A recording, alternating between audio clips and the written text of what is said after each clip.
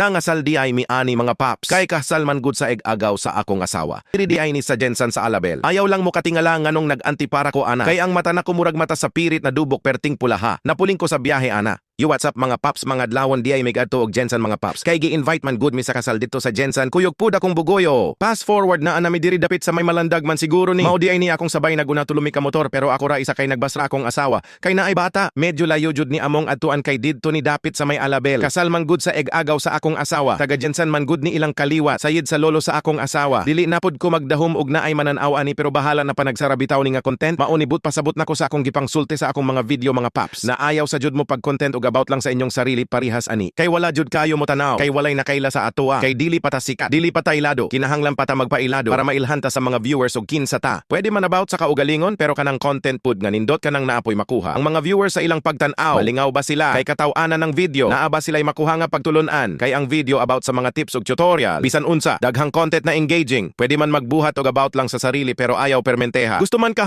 mag-vlog o di magbuhat kag video nga engaging. Dili kay mag-video ra kadiha nga peleng nimo nga sikat ka gwapa ka sexy ka. Sos, dili na pwede ni meta. Dili ni pagwapahay or pagwapuhay. Ang pag-vlog, kita ka anang uban halos magpabuang-buang na lang sa video. Aron mo trending, ingana ang vlogging. Kugi ang atwa diri kinahanglan buhat kag video kada adlaw. Okay raman ng video na about ra sa imong kaugalingon kung baga life vlog nimo na content. Kung sikat na ka, parehas anang uban nga sikat na ilado na bisan pag unsa na video ilang himuon bisag walay lami tanawon, pero daghan gihapon mo tanaw kay tungod sikat sila. Unya kita. Kinsa di ay ta para subaybayan nila, tanawon nila, ug tagaan og time para tanawon. Kaila di ay sila sa atoa. Di ba wala? Gets mo ba? Sample nako si Idol tirada og kaila mo ana niya. Ana siya sa pagsugod ana niya og vlog walay mo tanaw gamay ra og views. Kay dili siya ilado, dili siya sikat. Unya pagsugod na niya og himo atong mga tutorial og unsaon. Pag-edit og mga video, dito siya nagtrending. Kay maayo man siya mo edit unya gihimuan pa jud niya og tutorial daghan ganahan daghang nag-abang sa iyang next video maong daghang nag-follow. Tan-awa karon bisag unsa na lang yang video yang himuon. Usahay magsayaw-sayaw rana. Daghan gihapon kaayo og views tungod kay sikat na siya. Pero dili man importante na mo sikat ka aning pag-vlog. Ang importante na kay sweldo, unya mo ingon na pod ng uban makasweldo lagi og monetize na ka. Unya ikaw nga nagtan-aw unsaon pod nimo pag monetize nga perte man pod nimong tapulana, dapat buhat kag video kada adlaw para dali ra ka ma-monetize. Bisan naara ka sa imong balay, mo ingon na pod ning uban wala man koy laing content pwede himuon uy. Mga paps, bisag ka ng pamahaw, paniudto og panihapon og mga trabaho on sulod og gawas sa imong balay. Pwede na siya himuon og content pang reels man or pang long video. Unya mo ingon na pod ka nga entertaining DI na. Engaging DI na. Naa DI makuhang pagtulunan or malingaw. Ang mga viewers ana, mga paps, ang pagbuhat og video nagdepende rana sa imong pagdala sa video. Ug kabalo ka mo pakatawa. Malingaw sila. Ug maayo ka mo voice over. Sagulan nimo og mahinungdanon na istorya or bisan unsa. Parihas rana sa magluto kag sudan. Ayaw butangi og lamas or asin. Di ba walay lami?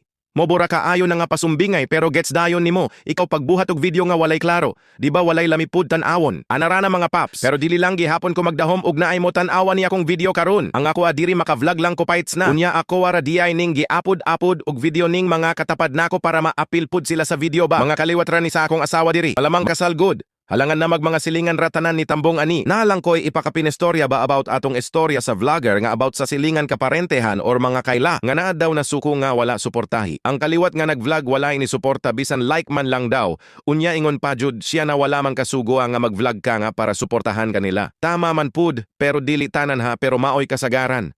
Ug ni Idol tirada pa, daghan daw kaayo. Siya mga eg-agaw ug mga kailasaw na. Nga kadtong wala pa. Siya nag-vlog ug naghimo og page. Dingaw kaayo. Daghan kaayo, mga kaila kaparentehan mag-comment ug like sa mga post. Pero karon nga nag-vlog na daw siya. Nga wala naman sila. Unya iyang gipang stalk kay abi niya ug dili na active.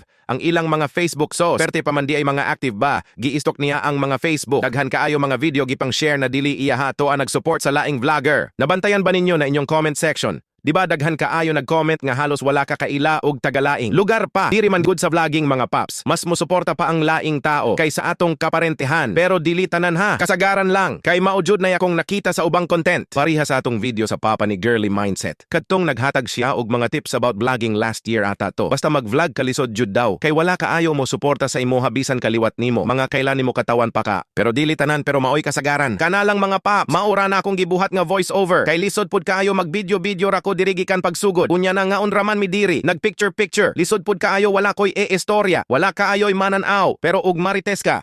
Aw, maintriga jud ka kana lang. Daghan salamat, God bless you.